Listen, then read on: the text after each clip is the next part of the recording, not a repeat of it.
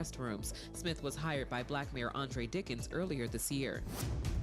And Illinois is joining 24 other states in suing the Trump administration over a $7 billion freeze in education grants. Black Attorney General Kwame Raoul says the move violates federal law and the Constitution. The group wants the freeze declared unlawful before school starts. Get BIN News now on demand 24/7 on the iHeartRadio app.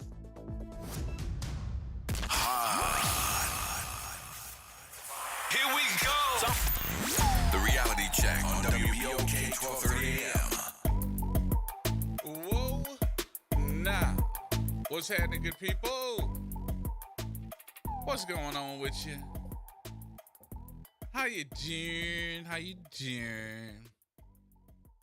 How your mom and them doing? Hoping everybody. I'm dragging, bro. Oh, you know what? I need you to call somebody. I hear it all in your voice. I'm dragging. I can see it. I've been working all morning. All morning long I've been working. How long you been working? All morning long. All the morning? All the morning. And then I went out with some folks, including with the sheriff, and had lunch. See, bro? Yeah, in the East, we had lunch. Where'd you have lunch at in the East? Thai Nola. Oh, Thai Nola's the bomb. Bruh. That's your first time eating there? Wake me up. What? By the time, I'm telling you, by the time Boy. this show is over with, I'm going to be asleep. Thai Nola is the real deal. The bowl of the gumbo. Oh, I had the You had the Thai gumbo. Yeah. It had to be more than 16 fluid ounces with these great big old ribs, the noodles. Put it this way. When Donna and I don't feel like cooking for a few days, That's where you go? we go over there For and a get few 2 days. plates. So, bruh. And it I eat ain't off me. my plate for 4 days. It ain't me then. Because I got some in the car. My car was leaning to the side because of so much. I was like, good Lord. Boy, see that pad Thai? Really? That's that nerve. That's that nerve. And we're talking about restaurants in the East. There's another place that nobody ever thinks about. Where? But man, the 50-50 Club used to be Gabby's. You know, Don and I didn't feel like going out to get nothing, so she had her little procedure yesterday, her little stomach thing, and we decided to go on and get something to eat from there. So she's like, "I want some fish." I said, "Well, I saw on the menu that 50-50 Club has baked salmon, has grilled salmon." She said, "Okay, let's get it." Man, bruh. It is worth the money. That food from the 50-50 Club is off the chain. Well, I'm telling you today, y'all gonna have to keep me awake. You got the itis? I got them. I'm gonna have the isms, itis, and a couple of other issues.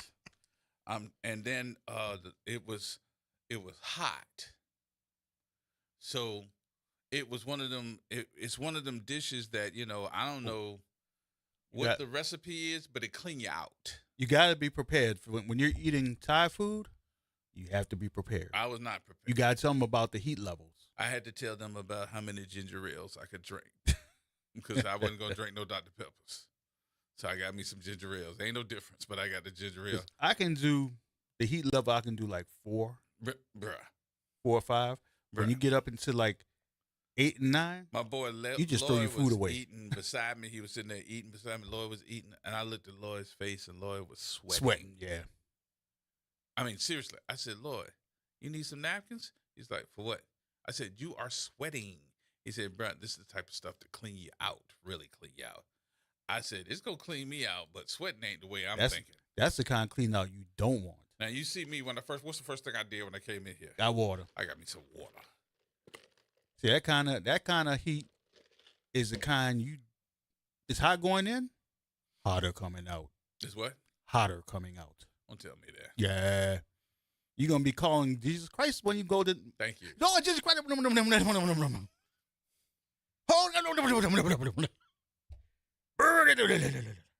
get it. Wake me when I'm done. Wake me when I'm done. That's all. But I gotta tell you, the food was good. Call Gerald real quick, cause I told him, I said, bro, you know I'm gonna call you on the air. That's said, the owner, right? Huh? That's the owner, right? Yeah. Yeah, he knows who I am. Call him. call him, cause I want to talk to him. And I'm like, bruh, what in the world? And everybody that was in the party got something to eat. And I'm like thinking to myself,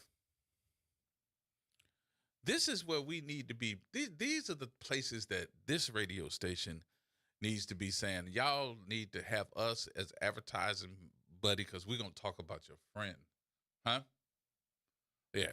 But we need to be having y'all entertaining us, and we need to be entertaining y'all, because y'all are a hidden gem.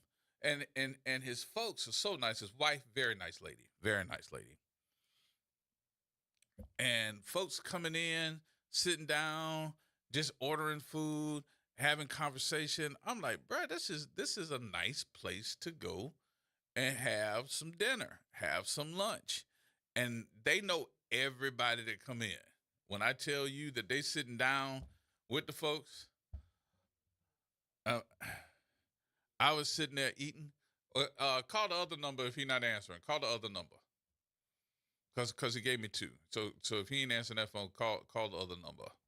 That'll be where they gonna be in the office and stuff. Cause I know he working. I'm interrupting him. He not interrupting me. I'm interrupting him. But I need everybody to go over there and get them some food.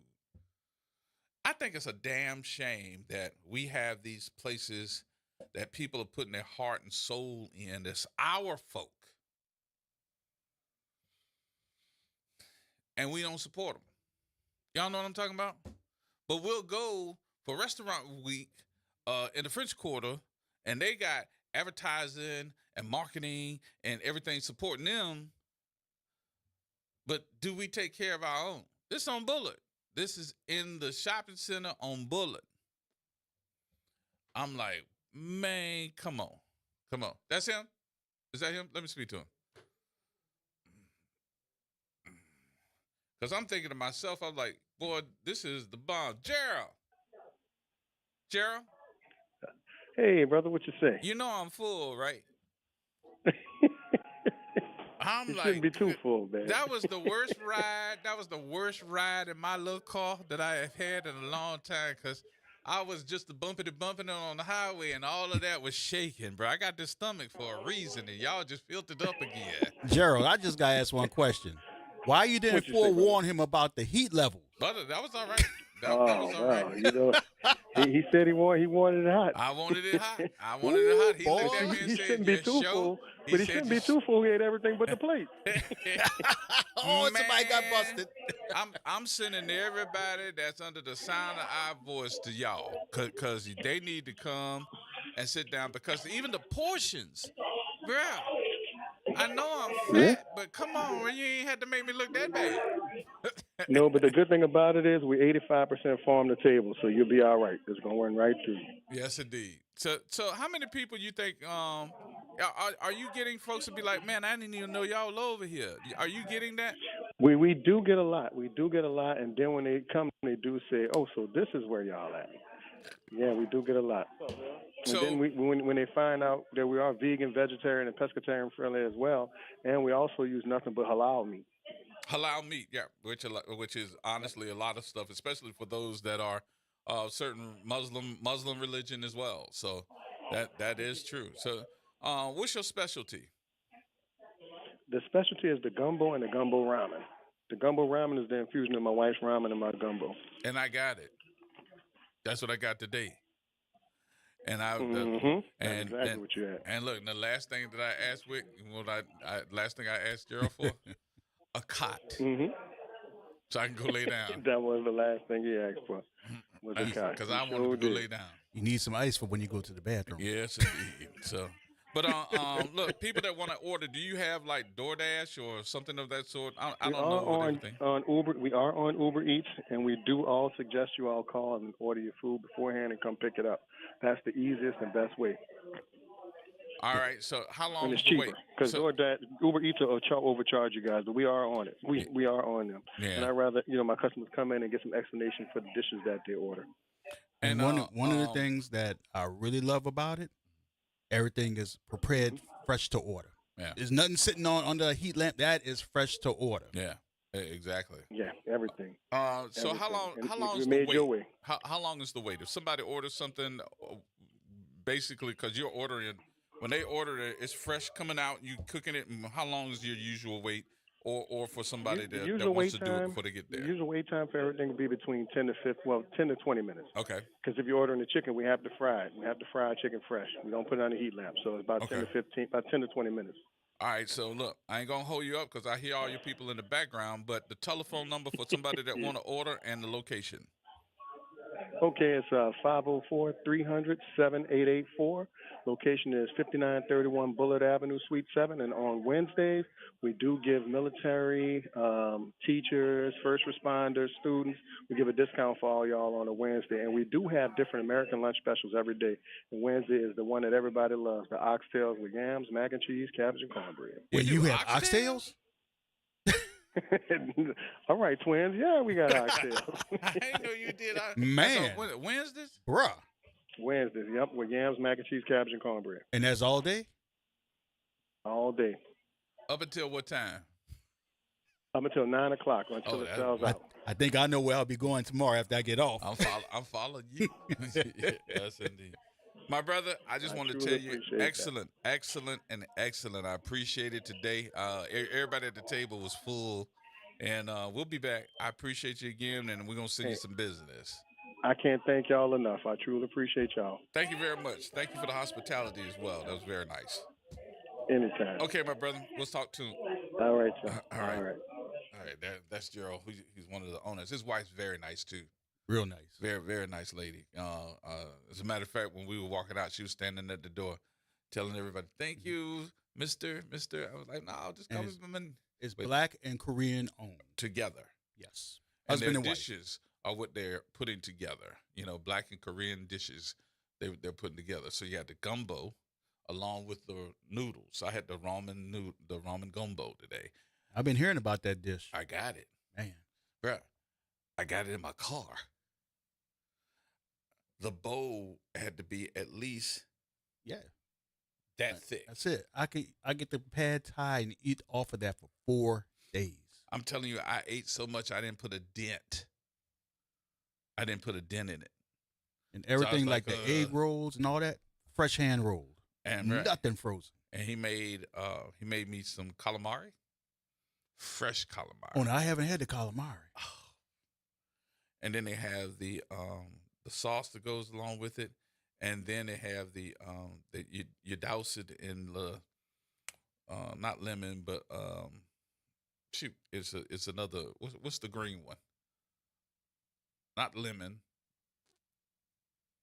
You know what I'm talking about? Lime? Lime. Okay, yeah, they give you a lime. I don't know why I wedge. couldn't think about that, but I did it with the lime and the calamari with the sauce. Yeah.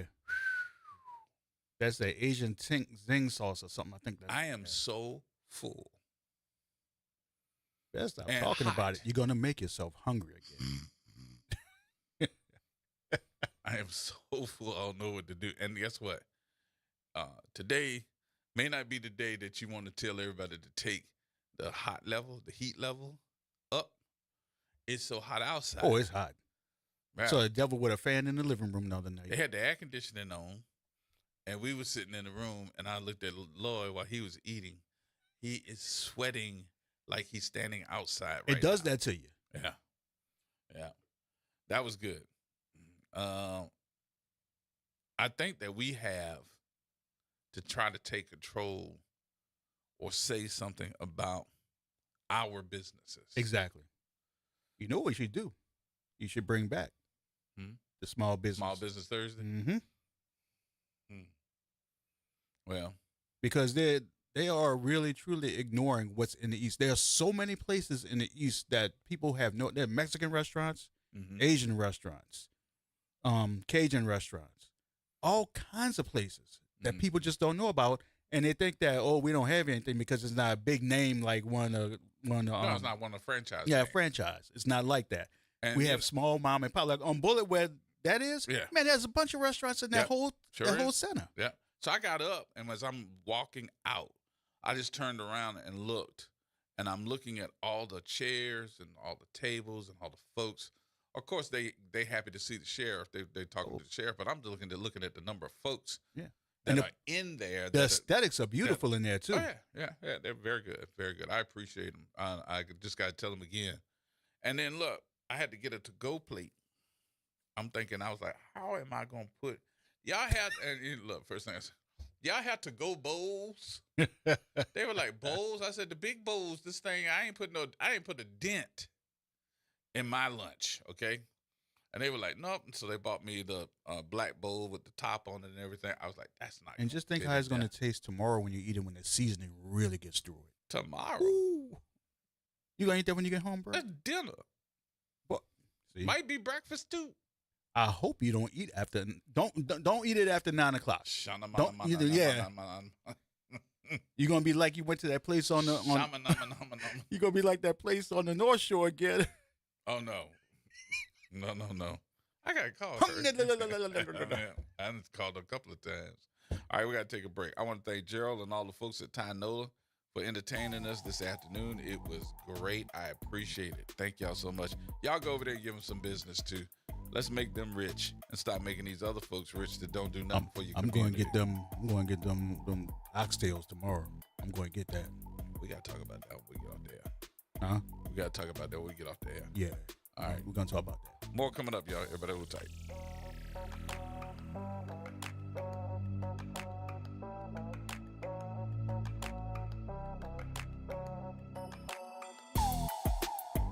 Hey, WBOK 1230 family. This is Angie from the Sincerely Angie podcast. Make sure you're tuning in every Saturday, 9 a.m. to 10 a.m. to Conversations with Ron Richardson, where the conversations are all the way live and informative. Conversations with Ron Richardson every Saturday on WBOK 1230 a.m. Hi, this is Arnie Filko. Let's elevate every Tuesday through Thursday from 6 to 7 o'clock p.m. as we discuss the community, the country, and the world, from politics to current events to sports. We look forward to your input and continuing the quality programming on your community station, WBOK. Join Carrie and I every Tuesday through Thursday, 6 to 7 o'clock p.m. on Elevated Conversations, the Arnie and Carrie Show. See you soon. Got unpaid parking or camera tickets in New Orleans? Here's some good news. Through August 31st, you can take care of them without paying late fees. That's money back in your pocket. Just go to NOLA.gov/no late fees to see what you owe. You can pay all at once or sign up for a payment plan and break it into monthly payments at no extra cost. That's NOLA.gov/no late fees. NOLA.gov/no late fees. Don't miss out. This offer ends August 31st. Visit DePaul's new Algiers Health Center at 2801 General de Gaulle Drive to receive primary and preventive care for both adults and children. Services also include behavioral health, imaging, and on-site pharmacy, vision, Medicaid enrollment assistance, and more. For appointments, visit DePaulCommunityHealthCenters.org or call 504-207-3060. Making a difference in the community. WBOK 1230 AM. Here we go. The reality check on WBOK 1230 AM. All right, folks, welcome back.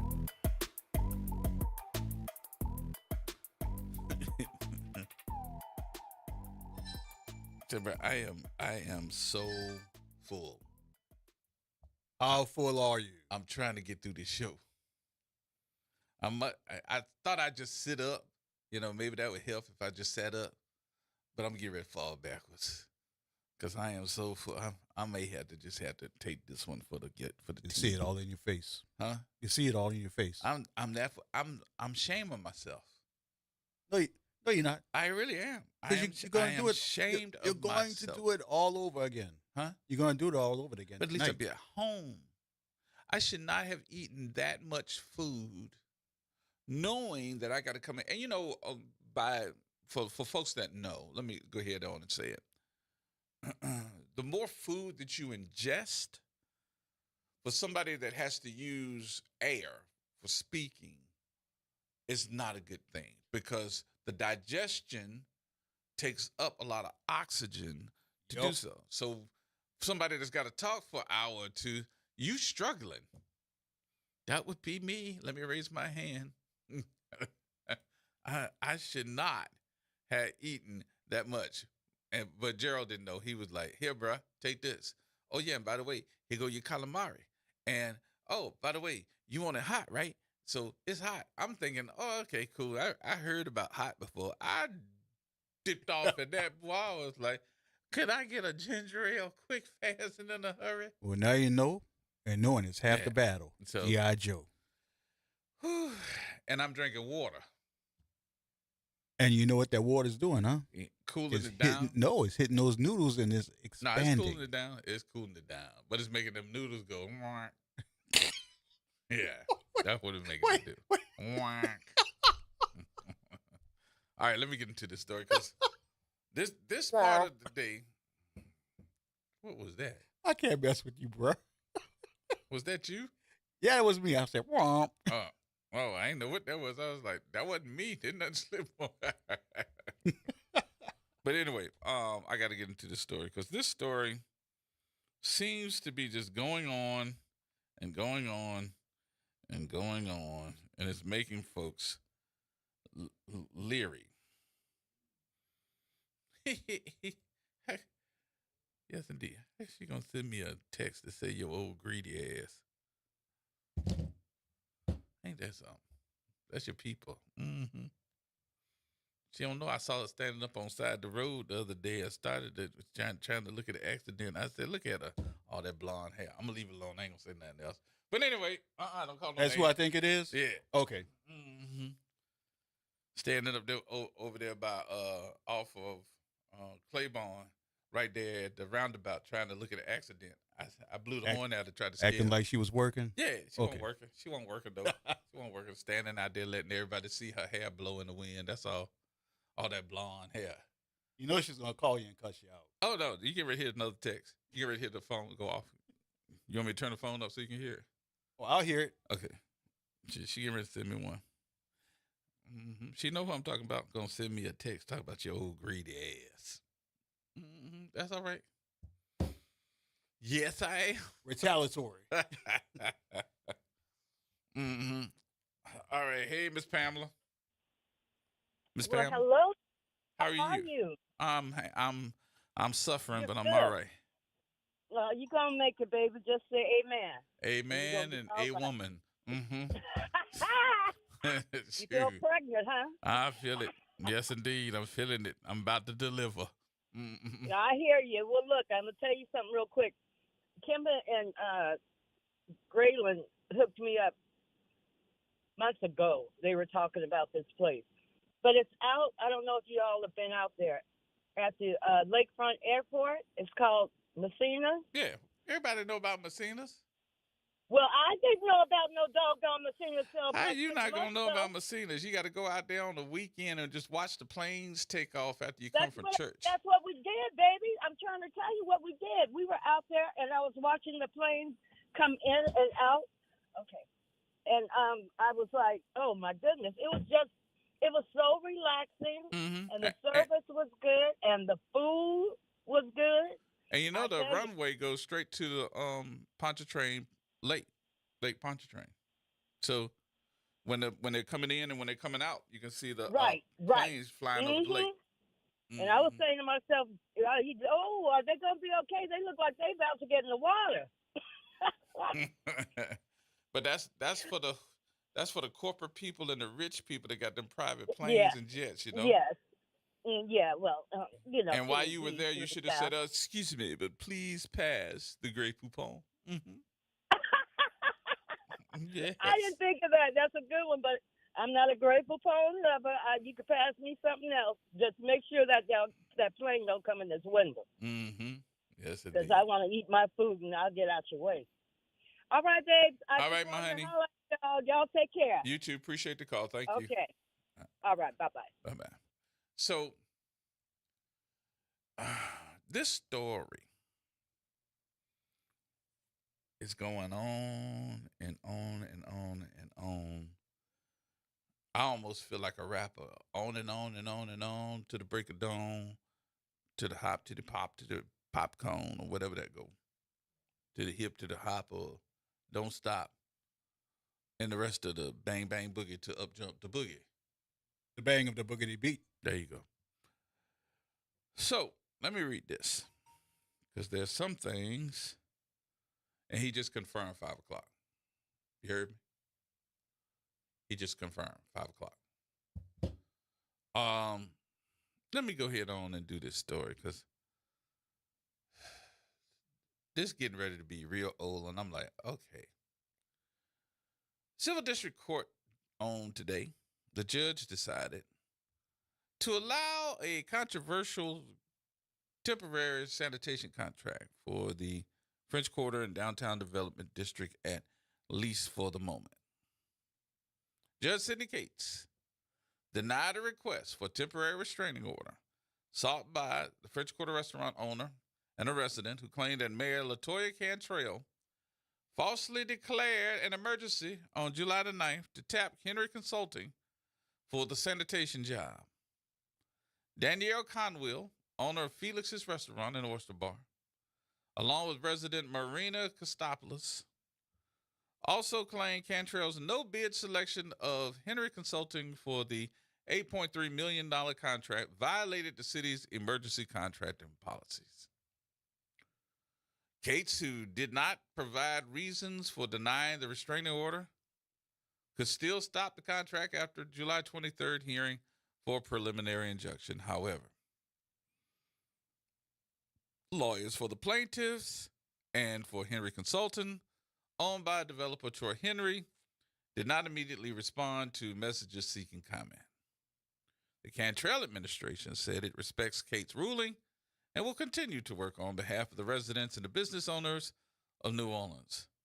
So would that make this number 6 or number 7 that group has been denied in court? Y'all, there are parts of this thing that I didn't even know that I found out on last night. I can't tell y'all all my sources, but when I looked at some of this stuff and I was listening and I was like, wait a minute, let me go back and check that. I needed to check something before I get mad about something. I see why. But I don't see why. Everybody said, is that an oxymoron, Gerard? You just kicked yourself in the butt. Well, let me go back. It made me ask the question that this is a residential sanitation contract, right? This is not for businesses. This is not for restaurants, hotels. They have to get their own contract for pickup, right? They don't get this contract. This is just for residents, right? For the people that have businesses, you have to contract a private firm, the Alligator people, IV. You can go in and get anyone you want to, as long as you do it yourself and you're getting there. This is not a contract for them to pick up your garbage. This is residents only, right? And the French Quarter is only 13 to 17 blocks. City blocks. 13 to maybe 17 city blocks. Take a few. Take or give a few. Right? These are the things that should bring questions and things that should make you go, Because if that's the case, and we've already heard that Henry Consulting is going to do the limited fresh and clean the sidewalks and put the water trucks out. And I already know that Richards Disposal, I know Mr. Richards, Mr. Alvin Richards, he know this business better than anybody. He going to get out there with his trucks. He going to have his boys to do the job, right? So, if that's the case, why are the business communities, because understand something, that this TRO, as I read it, let me see, Civil Court, District Court, Judge Tuesday allowed a controversial temporary sanitation contract for French Quarter and Downtown Development District, at least at the moment. Cindy Cates denied a request for temporary restraining order sought by French Quarter restaurant owner and a resident. Wait a minute. A French Quarter restaurant owner. So they wouldn't be picking up your trash. No way. So what you filed the temporary restraining order for? Unless you're trying to say that under the current situation, your trash is being picked up too on the backs or the dime of the people of New Orleans. Hello? Can you hear the words that are coming out of my behind along with that? Excuse me. Is that me? What, a restaurant owner? Worried about the trash pickup for the residents. Unless your trash getting picked up too. Here's the one that's going to make the phones jump off the hook. Wick, you ready? You ready? This ain't no pick up your trash one day a week. Did you know this was a contract for them to pick up the residential trash of the people in the French Quarter every day? Wait. Every day. I'm going into my Spanish more. Repita? Yeah. This contract is picking up the trash for the people of the French Quarter, the residents of the French Quarter, every day. Excuse my French. What the HE double hockey sticks does? How the hell that? What the? Why you say hockey sticks and just come right back? I know. I'm that. This every day. I'm not taking back. They get theirs every damn day. Every day. And they pay $24, but we get once a week for $24 damn dollars? Would you like to have a little of my water? Man, what kind of is that?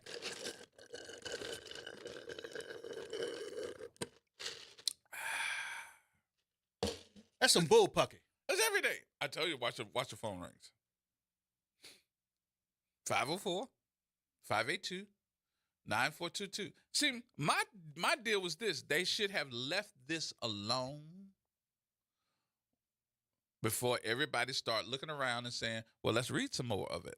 Let's get the details. And by the way, at 5 o'clock today, Troy Henry is going to be on the air with us. Because they lost, the other side done lost another TRO. Y'all getting residential pickup, not business pickup, but residential pickup every day. But what is Mid-City getting? What is New Orleans East getting? What is Algiers getting? But y'all paying for it. Not a damn thing. Nothing. And the tax base for New Orleans East, I'm sorry, y'all provide more money than just about anybody else. If New Orleans East sequesters from the city of New Orleans is done because we are the tax base. We're the ones that pay for your streets to get paid when we don't get anything in the East. We get nothing. Barely got lights on the highway. So I'm going to ask. I'm going to be like, bruh man. Is that going to be every day? And why? There ain't that much crawfish in the world. They ain't eating that much crawfish. But every day?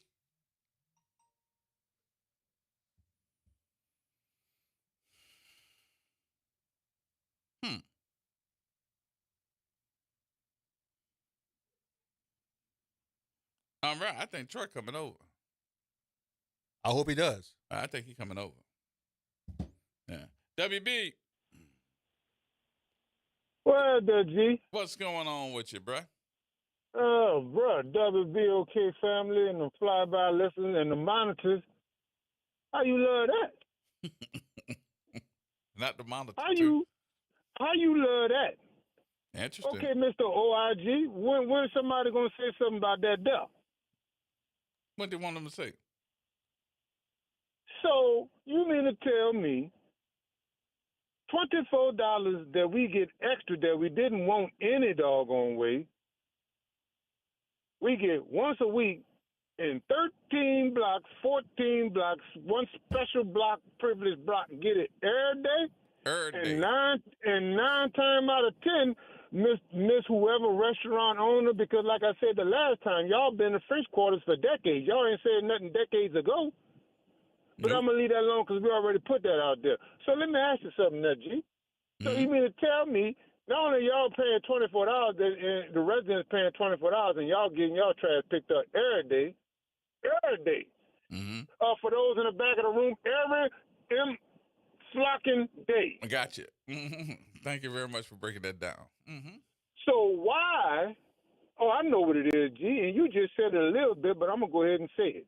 Oh, so some of y'all ain't paying to get y'all commercial trash picked up. Y'all getting it picked up by SDT or IV Waste. Well, how about that?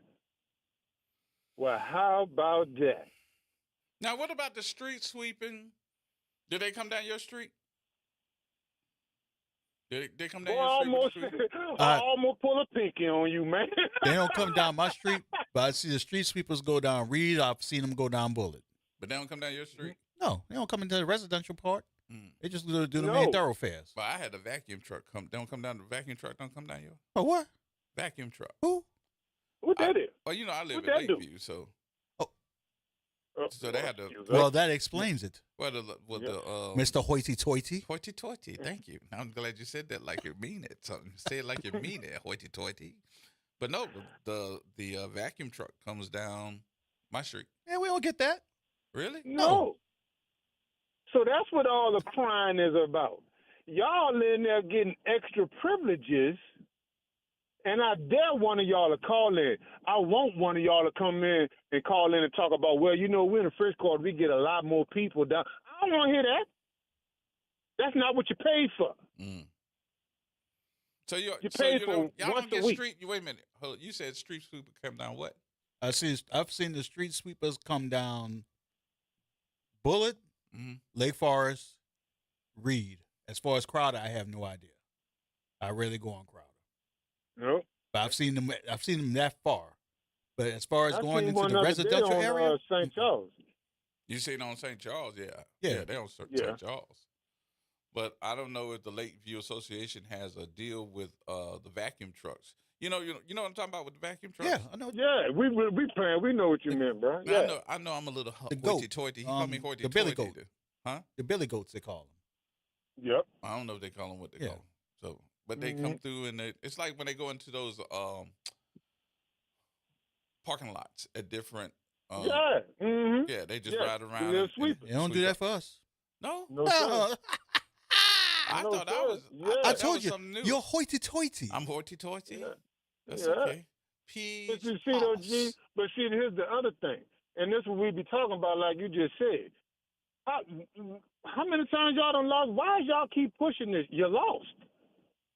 And they You lost again today. You lost. And they lost And you again lost. today. So what does it take? What, you don't understand the words that come out of my mouth?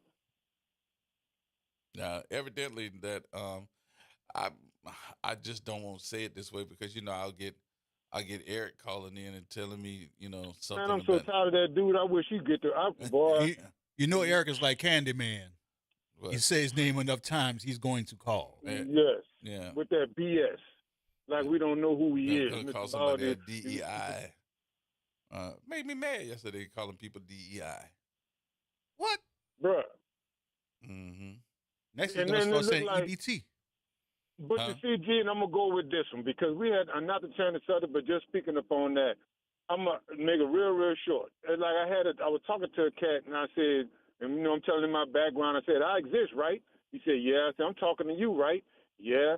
I said, so how you going to let somebody tell your children in 20 years that I didn't exist or I didn't contribute anything? And he just said, oh, yeah. So when y'all talk about that, won't y'all really think about what you're saying before you're saying it? Yeah, we know there are exceptions to every rule. I just think if you take a look at what's happening right now, they already picked who they wanted, and they wanted to put together this quasi. Well, I won't call it board. Well, yeah, let's call it a board to say who they are going to pick to be the next person to get a sanitation contract. So they are trying to usurp the home rule charter, go past the processes of procurement to put together who they want. Who the hell these people think they are? That's what made me go, what in the world? Yeah. I haven't seen this much tension, nepotism about a contract in the city of New Orleans since the first time we put African Americans in charge of trash during Ray Nagin's term. But the crazy part about it, though, G, most of them two, Richards and Metro, pre-Katrina was already doing the pickup of the trash contract under another doggone major contractor anyway. They were working under waste management. They were doing a sub for waste management. So what are y'all talking about? Don't want to tell the truth. And act like we don't know what we talking about. We don't want you to know the real history. I can call right now. If I call him right now and start talking to our folks over at Metro, I can tell you that he will tell you that it was him and his brother with a garbage truck out here on the street picking up trash and making sure that garbage truck was going to be able to get that garbage and take it where it needed to go, because it was just him and his brother. One was the driver, the other one was the hopper. And then here's the other thing, G. Before Dunce calls in and talk about what they doing and all this, yeah, I guess they are doing a good job if they get twice the money to do the job that the other that Richards and Metro asked for in the beginning anyway. Had you paid them what you paying them now, maybe the service, man, come on, bro. But y'all need to stop with that. They getting every day. Every day? Every day? But you know what, though, G? Let me expose something and tell the truth. Shane the devil, show y'all how good Metro and Richards was. Because when I was living uptown and we had Richards as our doggone contractor after the storm when they got that contract, guess what? We was getting our trash every day, too. Well, a lot of folks forget that it was not the city of New Orleans and just me, you, and everybody complaining about we need a new trash service. That was Jackie Clarkson. Thank you. Jackie Clarkson was the one that put it out there. We need to get waste management off the contracting aspect of picking up trash and need to put out a new bid, because she said she was riding behind one of those trucks with her driver. And it was leaking. And it was not only leaking, but trash was falling all out of it, and it was littering the streets up. Mm-hmm. So I remember. All right, bro. We forgot. I just wanted to bring that back for those who didn't know. Every day. Every day. How about that? More coming up, bro. I'll talk to you in a minute. All right. More coming up, y'all. Everybody hold tight.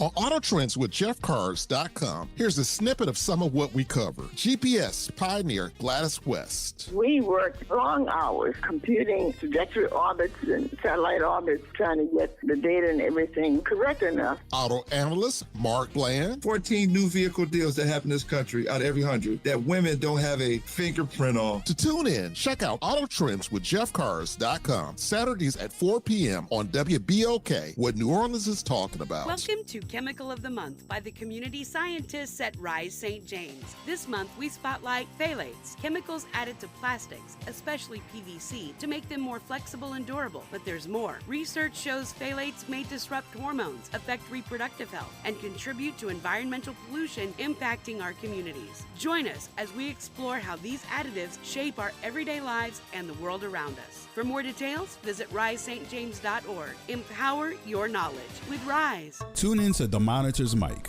where we talk about oversight, policing, and you. Hosted by the Office of Independent Police Monitor, we're here to shine a light on policing issues that matter, from real-time policing updates to in-depth interviews. Every Friday at noon on WBOK. Saints of God, it's time for us to tell you the truth. It's time for you to start your 21-day challenge. Don't take another day. Do it right now. Call 504-701-4711. That's the Whole Water Stove, Pastor David Impartan Sr., the host of Change Your Water, Change Your Mind. This is the water that's designed to change your body, the way you think, the way you act, and the way you look. Why don't you start your 21-day challenge today? For $35, you can start it right now. Call me so we can set up your appointment. 504-701-4711. That's 504-701-4711. Change your water, change your mind. On last week's From the Press Box to Press Row with Donald Ware. Is it, in fact, in the Eastern Conference wide open? To me, it's the Knicks. The Cavaliers had the best record in the Eastern Conference last year. Back-to-back seasons with the Cavaliers exiting in the second round. A lot of people will say, well, the Cavaliers faced the Pacers. Still, you figured that the Cavaliers were going to win that series. They had as good a starting five as you have in the league. You lost in the second round, back-to-back seasons, I might add. From the Press Box to Press Row is one of the hottest sports talk shows in the country. Join Donald each week as he takes you on a journey through the world of HBCU sports and pro sports and interviews with top sports and entertainment figures. That's From the Press Box to Press Row each week on your favorite station. Box to Row, Saturdays at 2 p.m. on WBOK and on the World Wide Web at WBOK1230.com. What New Orleans is talking about.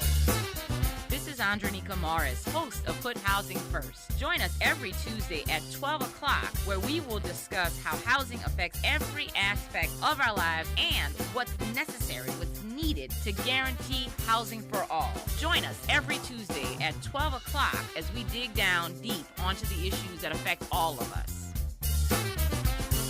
From Gentilly to New Orleans East, WBOK is what New Orleans is talking about. WBOK. Here we go. The reality check on WBOK 1230 AM.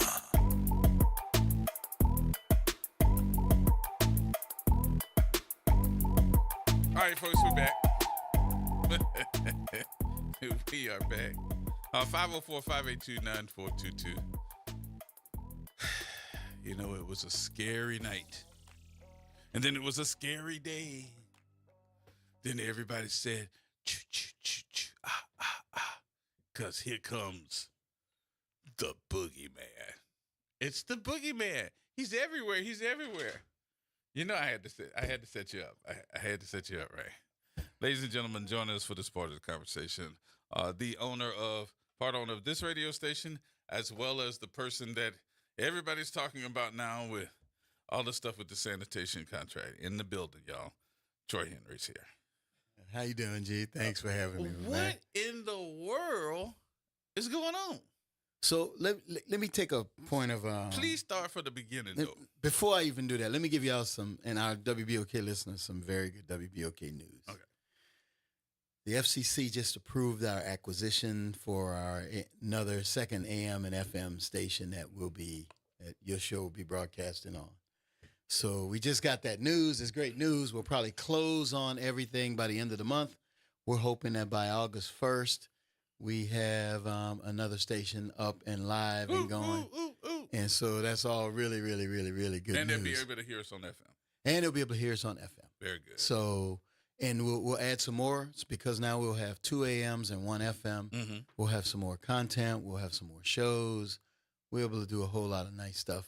That's breaking news. Yeah, it's breaking news. You're the first person that I've told this to, and now the public has heard it. We've gotten the approval. And so now we just have to go to a closing transfer all the property. Everybody's asking your commercial, that commercial, which I told you, I said, I like that. Thank you, HC. Oh, yeah. I thought the commercial was okay. You know why I said that, right? What would have made it better, G? What would make you even ask me that? I'm just curious. I wanted to be able to say, thank you, HC. Yes, indeed. I had my line down. You had it? I was waiting for the telephone to ring. Well, the next one is the one we want you to star in, okay? All right. The next one. I'll leave it at that one. You know, Gerard, 80 years old, waiting for a TV commercial. So let's get down in all seriousness, though. All right. Because I think I've been trying to let everybody know, like, wait a minute. This ain't no, the mayor gave you a contract because, you know, y'all friends. It's funny. You had to do the work.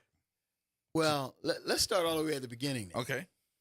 The city put out a solicitation for a contractor to come in and provide what we call comprehensive sanitation services. So in the city, they broke it up into 5 regions or zones. Right.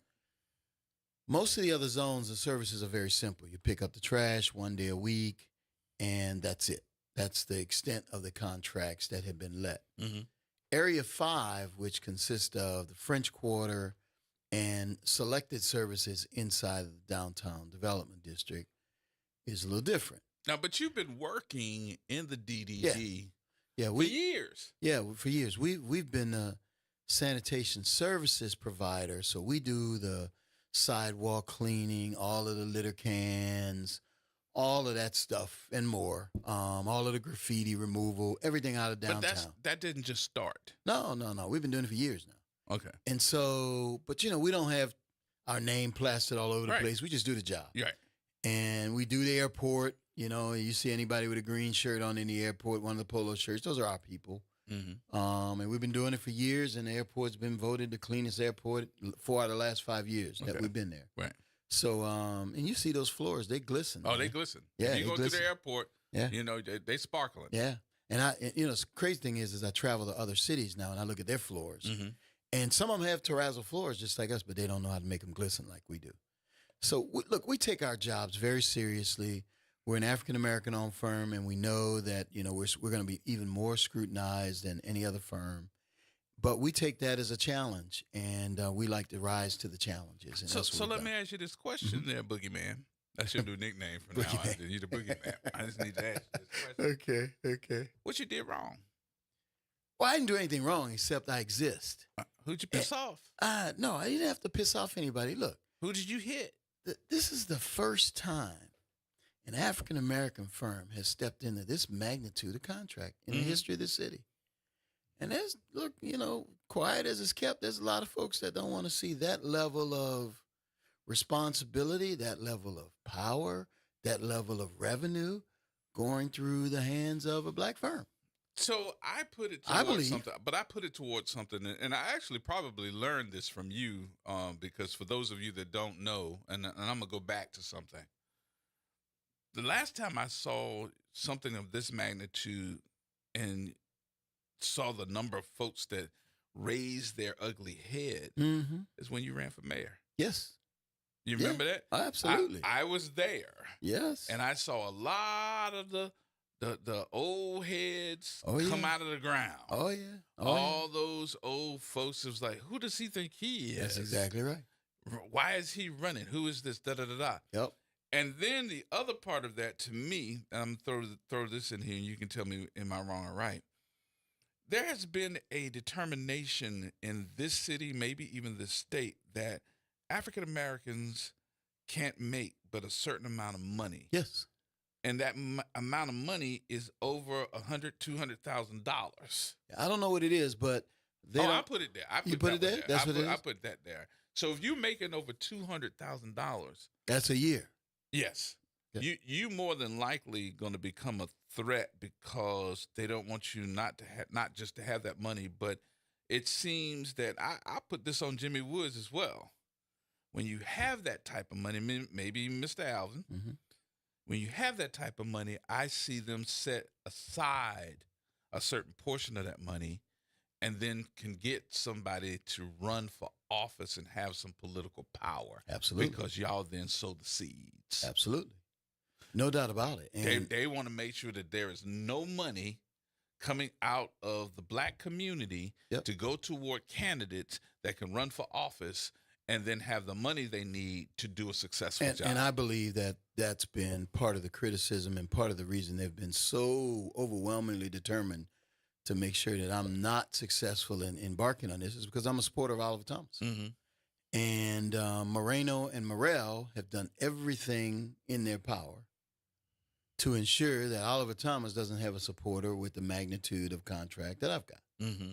They want it to be one of their friends, like Ivy Waste and Sidney Torres. Mm-hmm.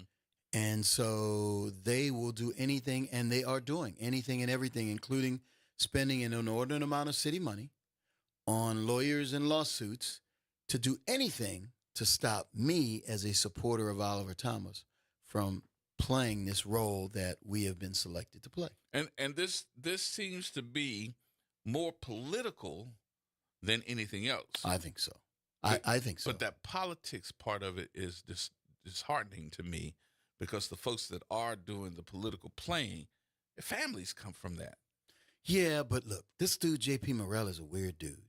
And I call him Steven from Django or an Uncle Tom because he don't care about black folks at all. Nothing. And I mean, at all. And he'll use them for political purposes and things like that. But he is as Uncle Tomish as an Uncle Tom can be. Okay? I mean, I'll make sure I can be clear about it. So he's cut from a little different cloth than the rest of his family members. Yeah. And they will tell you that if you ask him. Yeah. If you ask them. They will tell you. Hold tight for a minute. We're going to come back. We're going to take some telephone calls here, too. 504-582-9422. But we are going to explain what's going on. News is next. Yeah.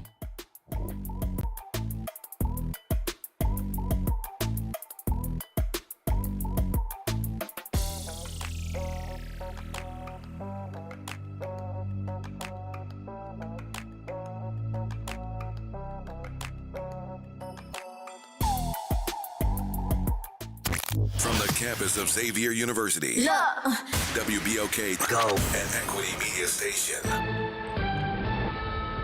I'm Amber Payton with BIN News Now. Black New York Attorney General Letitia James is leading a push to ban ICE agents from wearing masks during arrest. Backed by 20 other attorneys general, the group is urging Congress to require agents to clearly identify themselves, citing cases of plainclothes officers pulling people into unmarked cars, causing fear and confusion.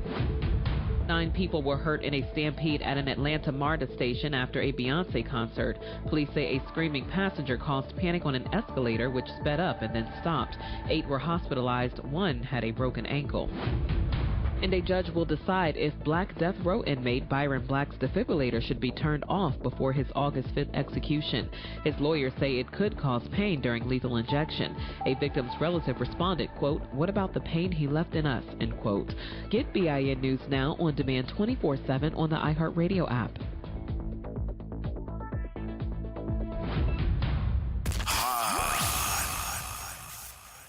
Here we go. The reality check on WBOK 1230 AM. All right, folks, welcome back. Welcome back. Our number 504-582-9422. Our guest, Mr. Troy Henry, is in the building to have some conversation with you. And Miss Denise, you on line 1. What you say? Miss Denise? Oh, I'm sorry, Drew. I was That's all right. What you got? I just have one comment in reference to when we as black people say Uncle Tom, we're giving that individual a lot of credit, because if you read Uncle Tom's Cabin, Uncle Tom was the one who helped the slaves. So the names that we can call them would be 2, Sambo or Quimbo. What was the second one? Sambo or what? Quimbo. Quimbo. Okay. Yeah, when you read the Uncle Tom Cabin, Uncle Tom was the one who the overseers, Sambo and Quimbo, Okay. that was given overseer's duties that beat him to death. My okay? apologies for calling him an Uncle Tom if that gives him credit for anything. does. But Stephen from Django, I know who that is. That was the role played by Samuel L. Jackson. And to me, that kind of more adeptly portrays in modern times what people think of as that type of person that J.P. Morrell is. Or I call him, I guess Mark Morrell calls him J.P. Pinocchio because he lies all the time. You know? But I just wanted to clear it up. When we say Uncle Tom, we like put this person up on a pedestal. Yeah, that's not my intention. We may not be wanting to make that person on that level. No, we don't want to put him on a pedestal at all. What we want to do is hopefully put him out of office soon. Sambo or Quimbo. Got you. That's Thank you, I Mr. just wanted to Dees. clear that up. All right, dear. Thank you.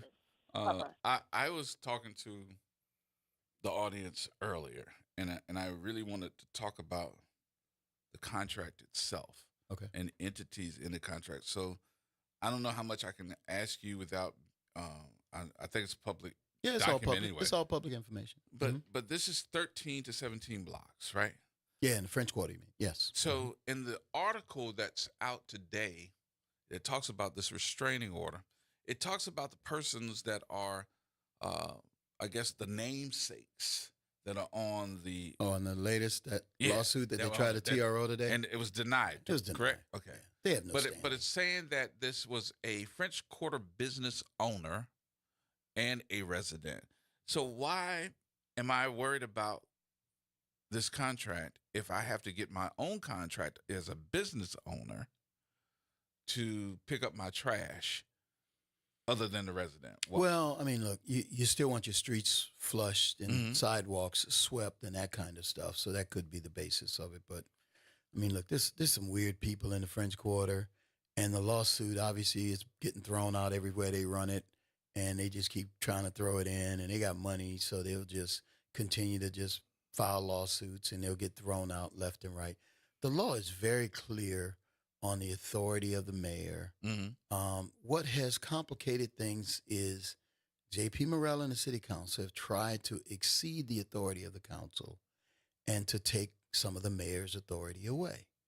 And so when they put an ordinance that said that they had the right to sign contracts that were over $1 million, the mayor didn't really think much of it because I don't think she did, because it was like, okay, well, it's just an administrative sign. You just want to know who got what, not giving them some sort of veto authority, which is what they have interpreted that to mean. And it is not. They don't have veto authority because the Home Rule Charter trumps any ordinance that can be played. So every time they go to court, they lose because why? The Home Rule Charter is clear on the authority of the mayor.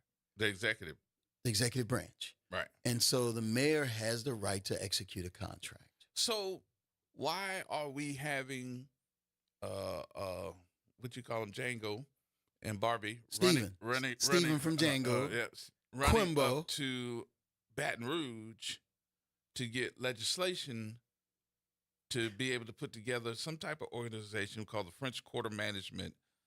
It's been in place. Okay. French Quarter Management District has been in place for a while, but it was always it's an organization that supports, they collect complaints and kind of help facilitate business inside the French Quarters, but never really any municipal operating functions at all. And so now they ran up, Stephen, J.P. Pinocchio ran up to Baton Rouge, got Jimmy Harris, poor little fella, to agree that these are all Helena Moreno supporters, which is very disappointing. We got competent African-American males running for mayor who can do the job, and you want to elect a Barbie that can't do the job. But that's a different story, okay? You know where I stand. I know where you stand. Okay? So, but anyway. I think everybody knows where you stand. Yeah, everybody knows where I stand. Everybody knows what I think. Look, and you haven't made that a secret. I ain't gonna make it a secret. I think Royce, Oliver, and Arthur are great guys and would be great mayors. Right? I'm a Oliver Thomas supporter. Okay? But they ran up to Baton Rouge to get Jimmy Harris to initiate something that would give the French Quarter Management District the authority to hire a sanitation provider if there was not a valid contract in place, right? Because our contract is in litigation. It'll be heard on August the 5th. The mayor terminated Torres's contract on July the 30th. So their little scheme that they had cooked up was, hey, there won't be a valid contract in place because it's still in litigation. So we'll get the French Quarter Management District to continue to hire Torres. And they'll run some procurement and say everybody played fair and we just happen to select Torres. And that was their plan, right? But the mayor has some good lawyers as well.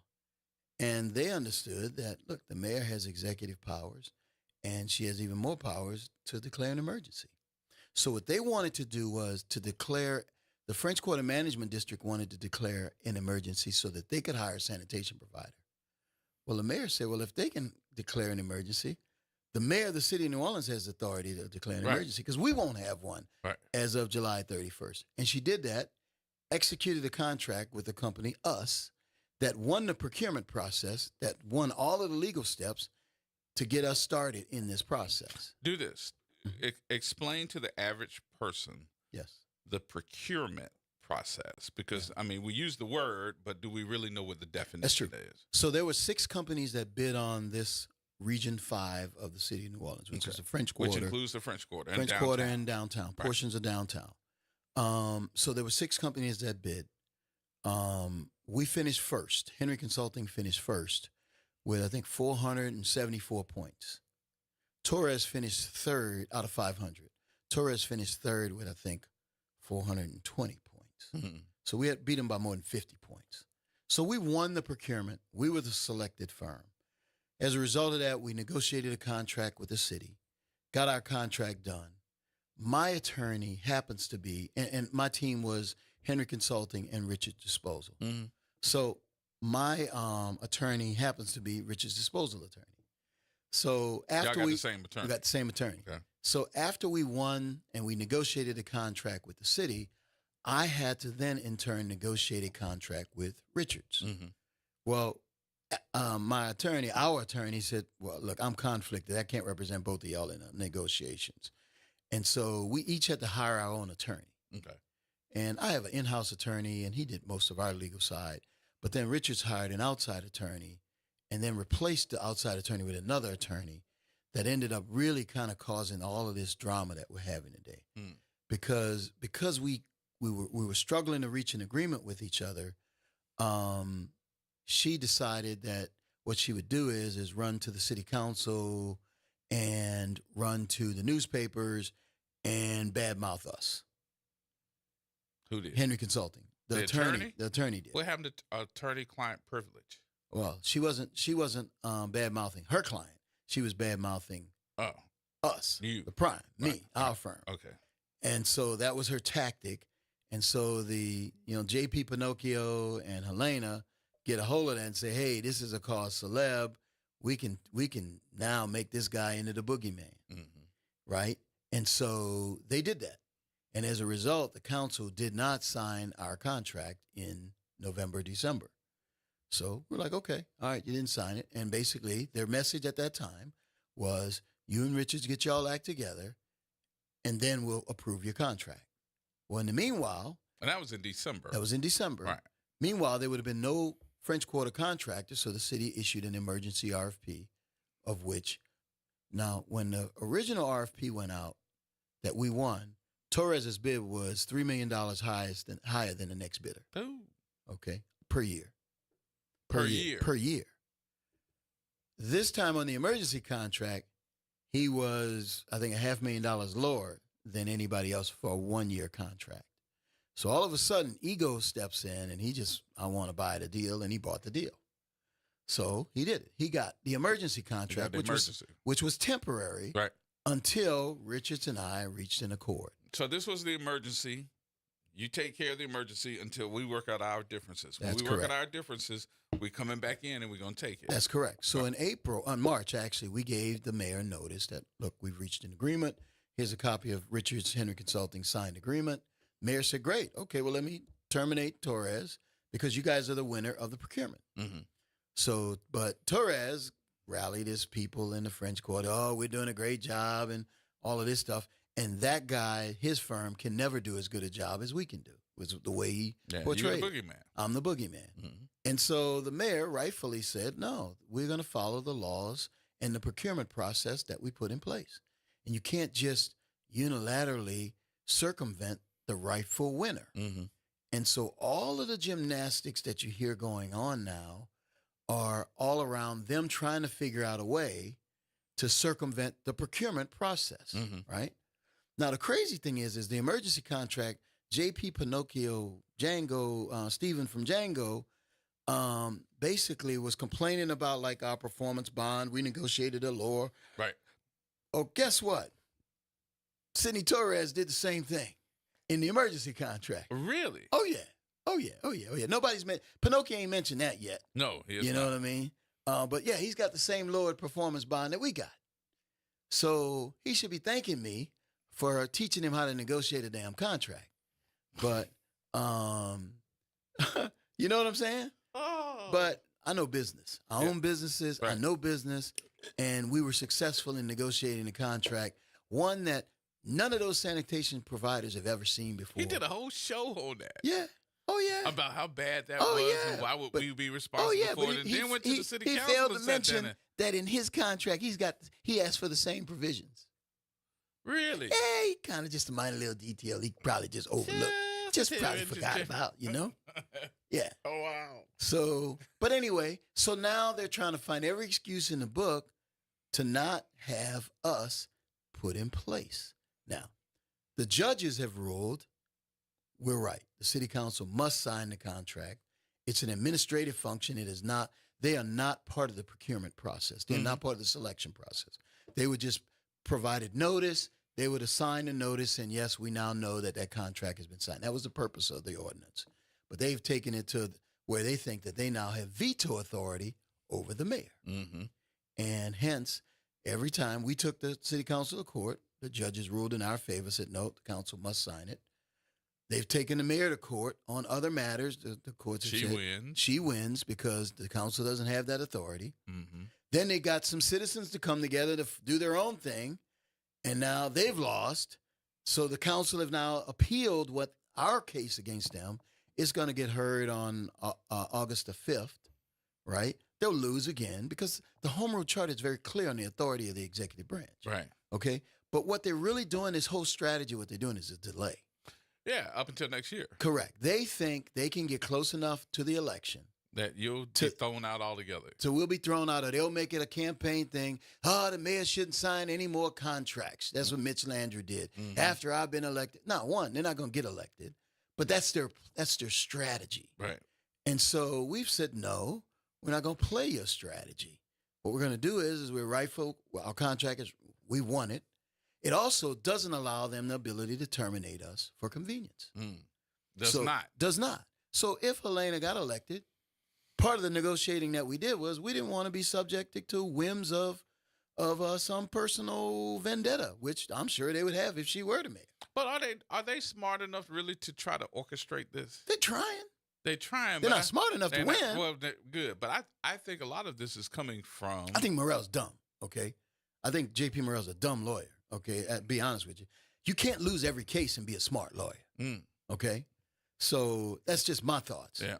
Now, and Moreno is letting him do the dirty work so she could stay Barbie. Okay, so that's the reality of it. So tell me about your venture on Chef Highway. Well, we're building probably the third largest development in East New Orleans right now. It's Bayou Phoenix. We're doing the largest one, obviously. Right. And then the Lincoln Beach project is also, we're not involved in that project. But then we have a project that we're building, a retail center that we're building at Chef and Crowder. Well underway. We're getting permits and, for different, like we just went to the Board of Zoning and Adjustment earlier this week for our signage, the approval of the signage. And, we got alcohol, we got food, you got all kind of licenses you have to do with the city.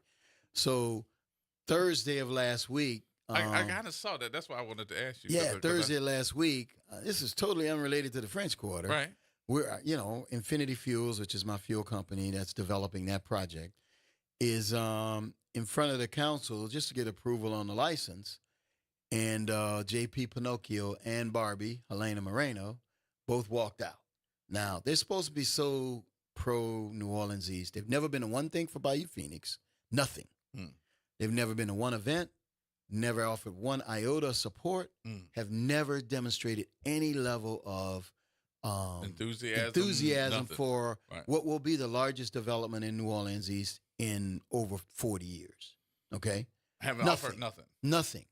So I tell anybody, if you live in New Orleans East and you're voting for Barbie, you're a fool. You must not like New Orleans East. Okay? Because they have no plans. And then let me tell you what, she will, if she were to become the mayor, she could make building Bayou Phoenix a difficult process for us. Okay? She could. So, just because of the language and the leases and all the things that we have, she could make things very difficult for us there. You think she would? Probably. They're petty. They're very petty, but she ain't going to win. She ain't going to win. Right? So if you live in New Orleans East and you truly believe in New Orleans East, the worst thing you could do is vote for Barbie Helena Moreno. So let me ask you a question. I mean, this is straight off the, this off the hood table. Yeah, okay. You pissed? Man, it's par for the course. I'm having fun. But you know what? But I know you know business, and I know you know contracting, and I know you know development. I know you do that. But did you ever think that you would have to go through? I did. Let me tell you why. Look, I went to St. Aug, and I understood public schools hated St. Aug because we were the best. The white schools hated St. Aug because we were the best.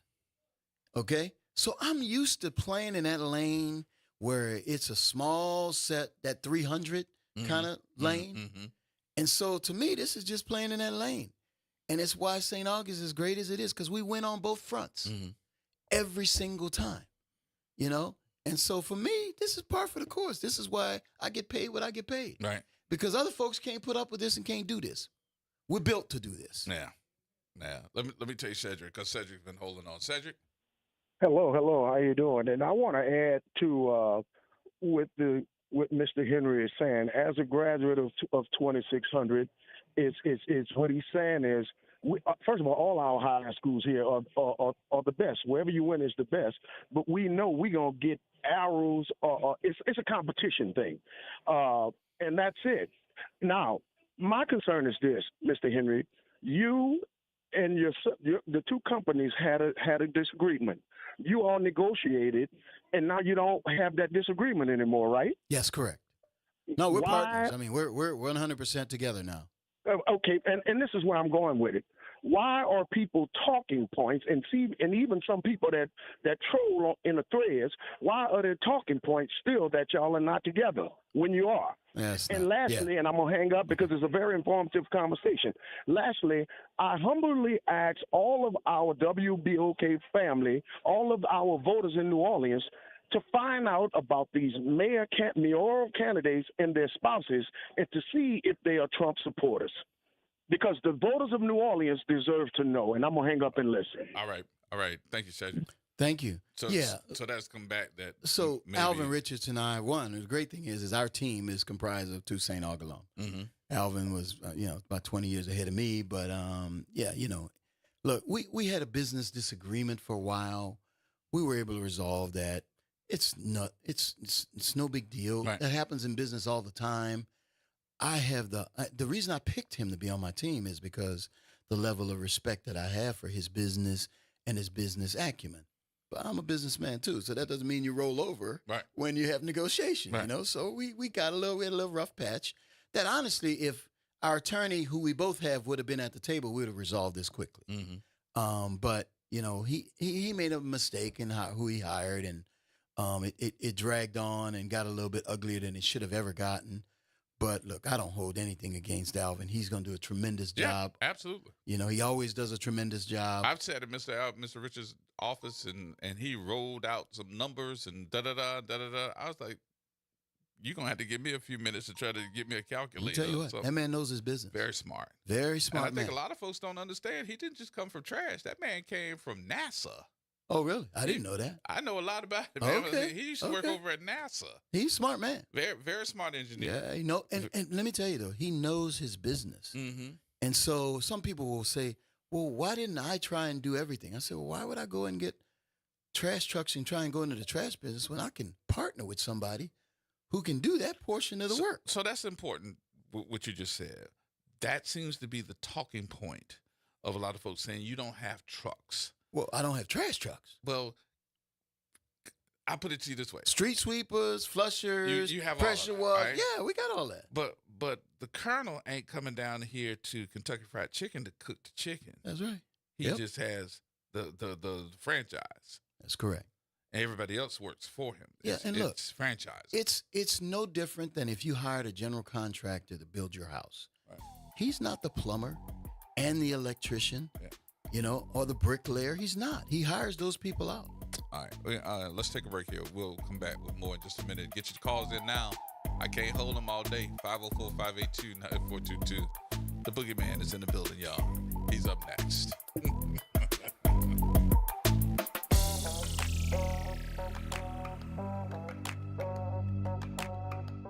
This is the Bloomberg Black Business Beat.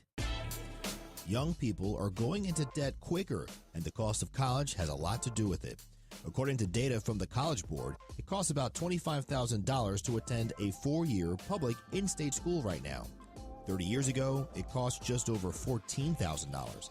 Dr. Helene Gale is president of Spelman College, an HBCU.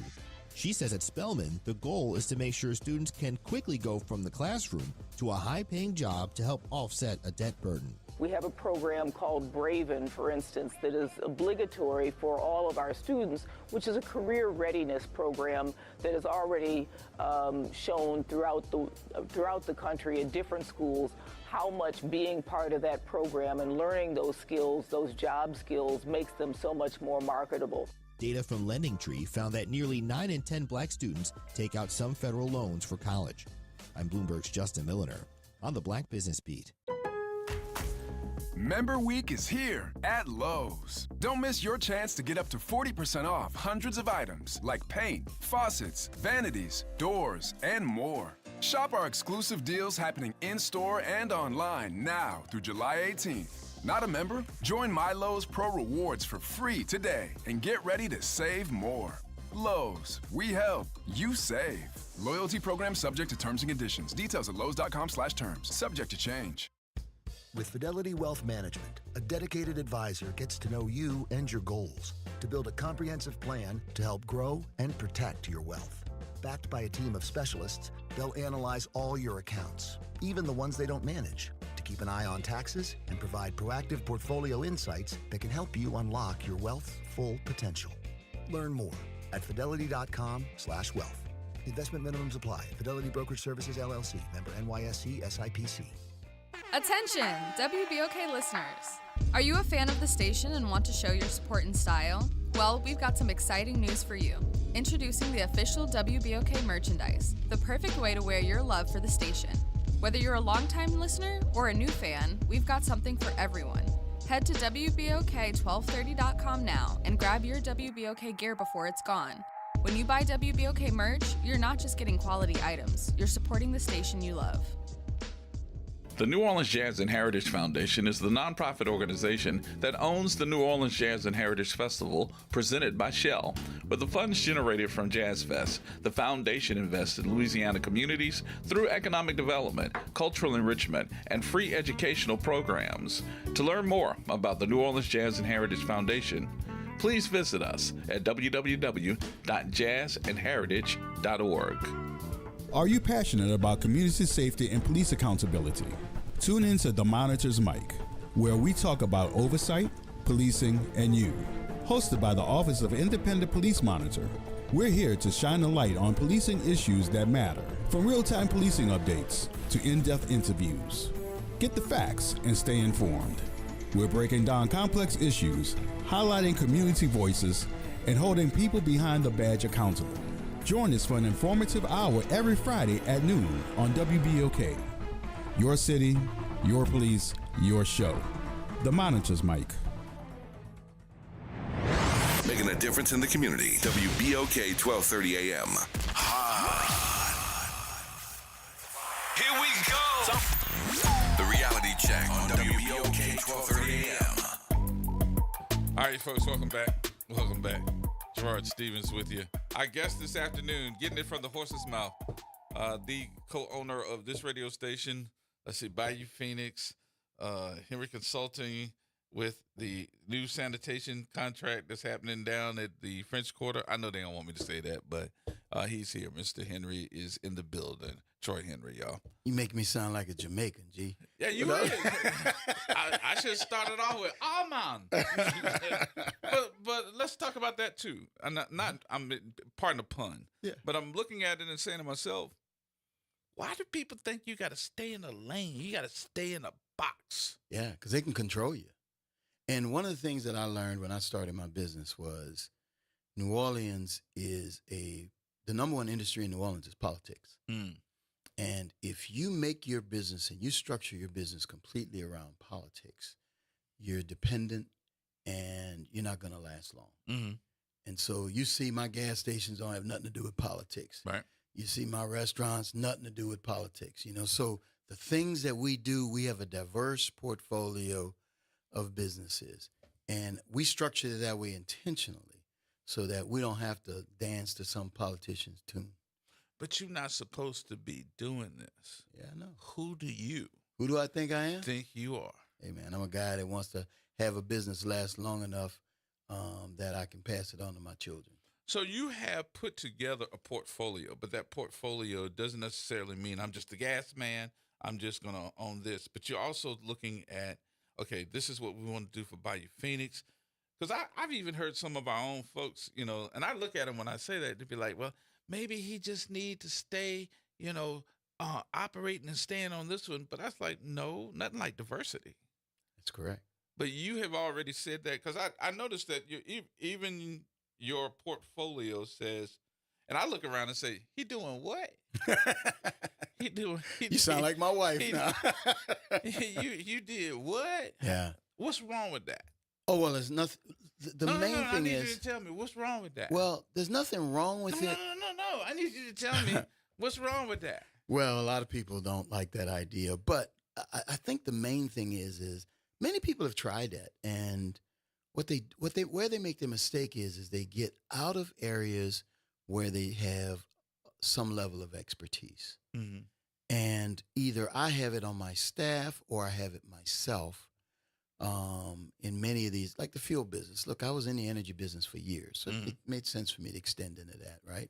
Professional services business, I did that for years. Remember, I ran IBM data centers, ran a bunch of IBM stuff, did that, right? So there's some of these things that I knew well. Restaurant business, I didn't know it well at all, but I lost a lot of money on the first one that I did, first two that I did. Okay. So I kind of figured out what would work and what wouldn't work on that.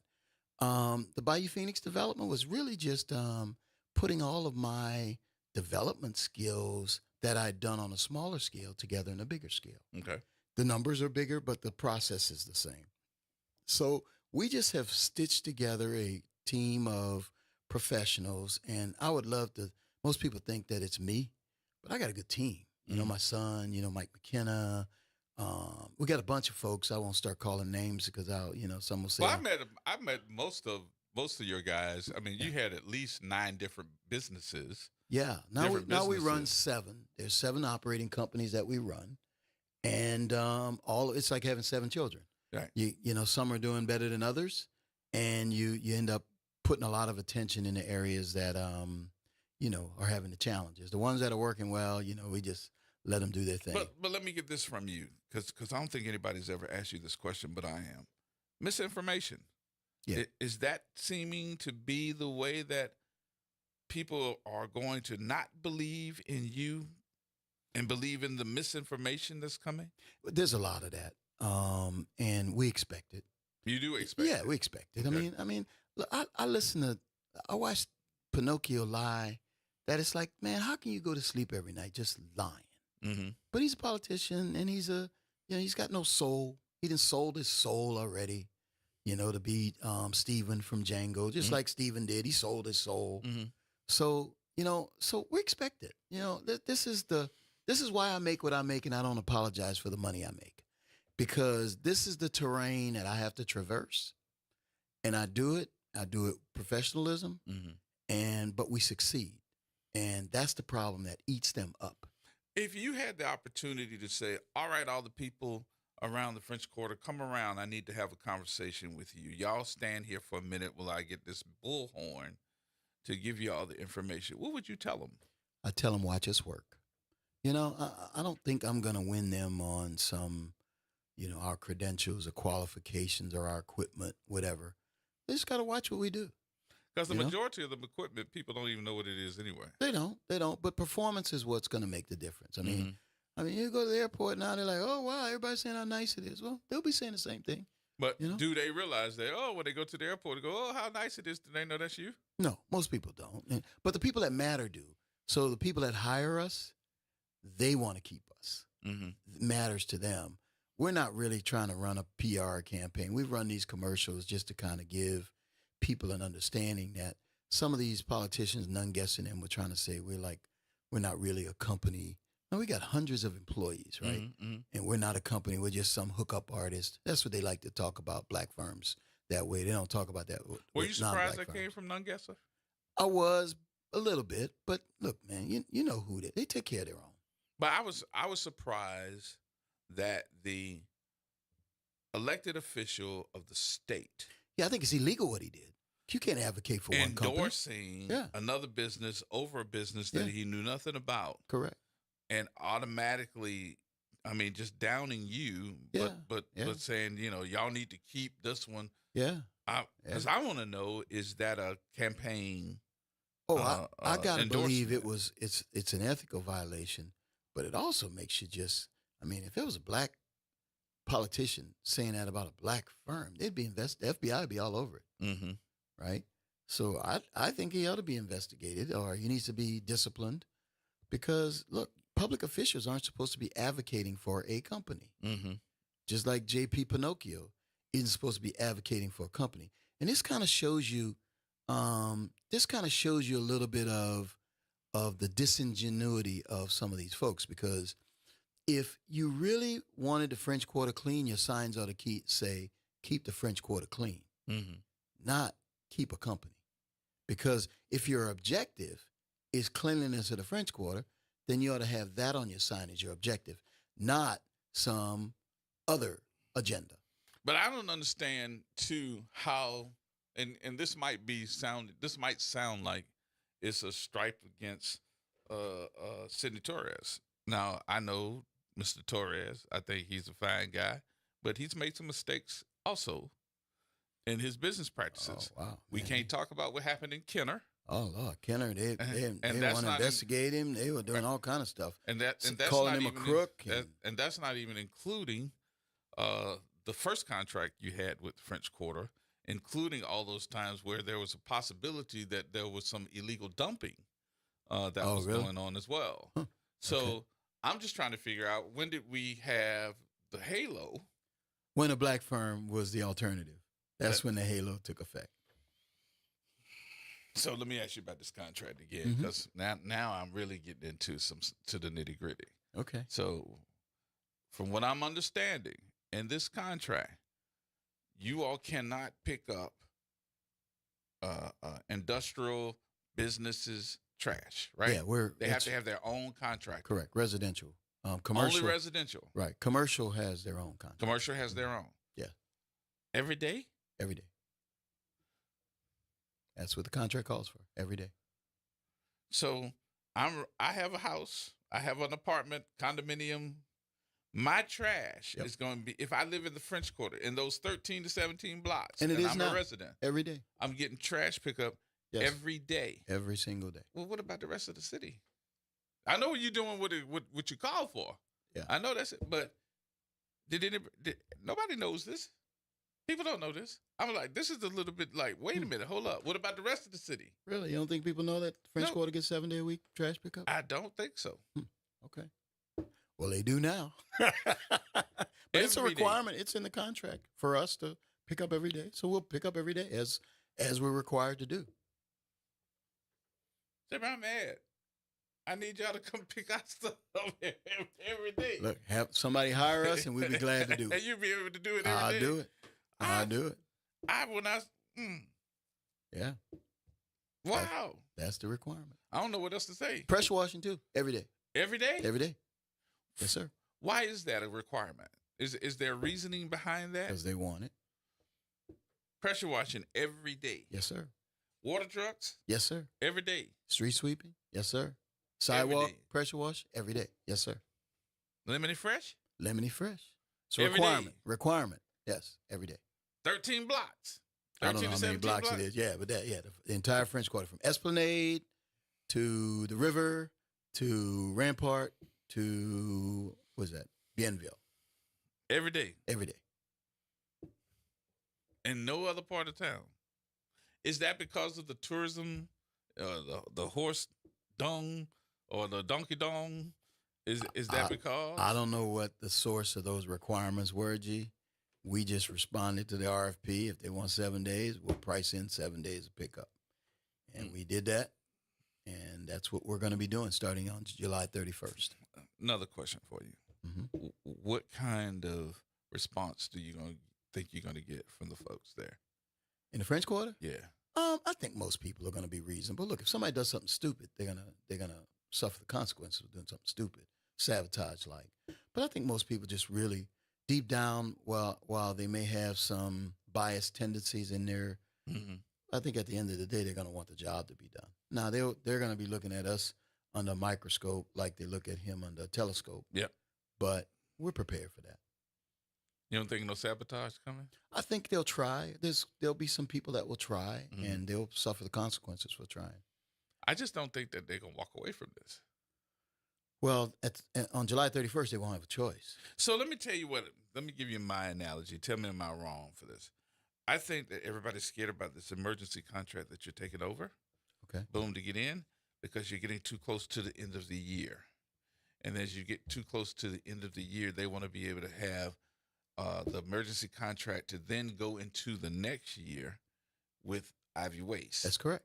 And if they have the contract going into next year with the Ivy Waste, hopefully they'll have the election. Everybody's thinking that Helena's going to go in there and she's going to make your contract null and void and give it to them. Yeah, if it's an emergency contract, if the emergency contract were to stay in place, call for it. She can terminate that one for convenience. Right. The permanent contract is not terminatable for convenience. It is not. It is not. So there's no. How long could she keep that an emergency contract though? Well, it's the mayor's emergency contract. It's 1 year. Right. So could she go back and say, "Hey, let me put another emergency contract"? Yeah, but we expect to have the permanent contract in place in August after the hearing at the this year. Of this year, after the Fourth Circuit appeal. I'm thinking more so that's why everybody saw so up and alarmed Absolutely. about it, because they want to be able to have control. Yep. After she leaves. Yep. Okay, I ain't that crazy. Yep. That's exactly what they're trying to do. You know. And now they're trying to make it look like she and you are the boogeyman. Putting this together because they won't have control. Yes. Yeah. That's correct. That's correct. Political season.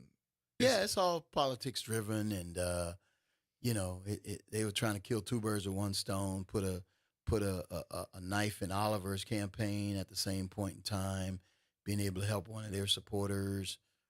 So they're just trying all the tricks they got left, and whether it's Torres, whether it's these alleged citizens groups, crazies, wackos, or the city council, all of them are trying to do stall games and all of these things. And it's my hope and prayer that Morrell and Moreno lose, right, and that we get a competent person in office in both of those. All of this drama has gone with J.P. Morrell. Right? So a good council can work with a good mayor. I always thought that a council, especially a large council, was actually the council portions that each one of the district council persons can say, I now have 3 people instead of 1 person working in my district. Correct. And they've done nothing except gripe about the mayor, question and second guess and try and exceed the mayor's authority. JP hasn't done one thing. He don't even know where black folks live in most of New Orleans. Now all of a sudden he's taking pictures with us because it's political season, right? So listen, that's just their agenda. They want the power. They don't want to do the job. They're not competent to do the job. Neither one of them. I mean, you look at his law skills.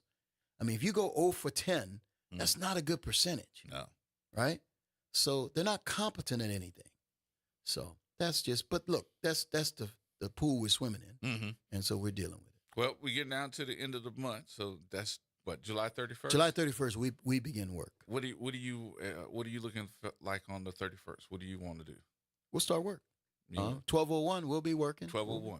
We'll be, our ambassadors will be out cleaning the streets and keeping the trash cans emptied and flushing and sweeping. And you're not going to be riding around the girls in the street sweep.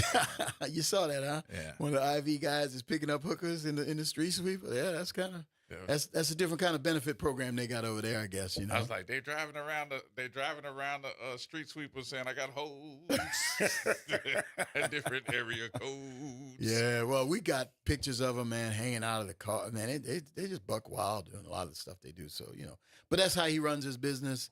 We run a much more professional organization, and people will see that very quickly. If you need me to be in the street sweeper, I sing the song. I got hoes. Won't be any with us, man. Nobody's allowed in those vehicles except for our employees. Yes, indeed. All right, let's get Mr. Elmore before we go to break here. Mr. Elmore?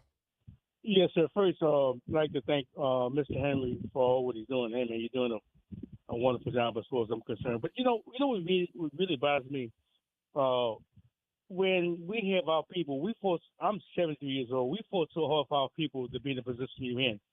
And it's so sad that our people, you think educated young folks would really understand the history of where we came from.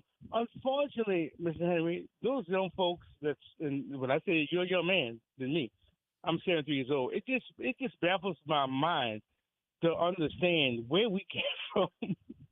I agree. And they don't understand where we are today. And, it baffles me being a Vietnam vet, someone that really love my country, love my people, love New Orleans, proud to be a New Orleanian. But I'm also proud to be a New Orleanian because of you. It makes me wonder, where are we coming from? I don't know. Yeah, I agree with you. I mean, the crazy thing is they sell out so cheap. They'll sell their souls so cheaply that it's amazing. I'm looking at some of these folks supporting Barbie, and I'm like, she's done nothing for the city. And all of a sudden, y'all just lined up behind her because you think she's going to get you something. Didn't you learn that from Mitch Landrieu? Right? Make all them promises, go to all the second lines, and does nothing. I think, what I don't understand, you're going to laugh though I say this, and I hope it's not taken the wrong way. She seemed like a very bright young woman, but I think she could use the Hispanic kick because she's running. But if she's Hispanic, I'm Hispanic. What I mean by that, one thing about us, Henry, we are part of our people. We have people look like her, or whiter than her, and we ain't saying we white. But I'm being very honest with you. She says she's Hispanic to get that vote, but if she's Hispanic, I'm one, and you one too. The bottom line is race is a big factor, culture, and I'm proud of my people because my people look more white than white folks, and we ain't white. That's right. That's right. She's conveniently Hispanic. We know our people. We know our culture. We know our people. Brother? Yeah, she's conveniently Hispanic. I mean, if you check her voting record. Yeah, you're right. I picked up on that. Yeah, yes, she was listed as white for years. And I hope I didn't offend nobody. I'm not trying to offend nobody. I call a spade a spade, bro. Same here. Look, she seems like a nice person, you know what I mean? But she is. I know what she's all about at the end of the day. You know what? And it ain't us. Can I say one more thing, Ms. Henry? Uh-huh. Could I say one more thing? Yeah. It's Gerard's show. It ain't my show. It's his radio station. I'm going home. I'll see y'all tomorrow. I'm an Afro-American man, Vietnam vet, and really, I'm not got this thing about gender or race or culture. But I really believe we need a black man in there. Now, I know it's going to sound like I'm a racist. I'm not saying black females are competent. I ain't saying white females or Hispanic females are competent. But we know right now we had 8 years of Landrieu, 8 years of the man we got right now. You know what? I think we need a change. We need a prominent Afro-American man that's not only going to speak for us, but speak for the whole all New Orleans people. So I will tell you that I agree with you completely. I think, and I'm not a racist. I hope. No, I'm not either. I just think that Elmo got a problem with women and white women. No, I do not. I don't have no problem. I just think that at this point in time in the continuum of the city, strong African American leadership is what's needed. And right, I agree. And if you look across the state, most major cities now do not have an African American mayor. The major cities in Louisiana, Baton Rouge doesn't, Alexandria doesn't, Shreveport doesn't, Monroe doesn't, and those are majority African American cities. And I tell you that I think that an African American mayor is what we need here. I think Oliver Thomas is first and foremost. He's got experience. He's got the temperament and the relationship throughout the community to do it. And but even Royce and Arthur Hunter are both friends of mine, and I like them. And they would do a much better job than Helena Moreno would ever do. And I totally agree with you. Thank you, Ms. Henry. Thank you. Mr. Elmo, thank you so much. And I want to end this conversation with hola. Hola. Hola. There you go. All right. I'm gonna let you go. I know you gotta go. Appreciate you, G. This gonna be continue on. There's gonna be some more. Oh, they're gonna try all kind of tricks. Keep us updated. I mean, they'll try all kind of tricks. Just keep us updated because you did an excellent job of explaining it. People don't know, and when you explain it, then it gives them better, I guess, interpretation of what this is. So thank you, sir. Thank you. All right, appreciate you having me. y'all. We'll take a break here.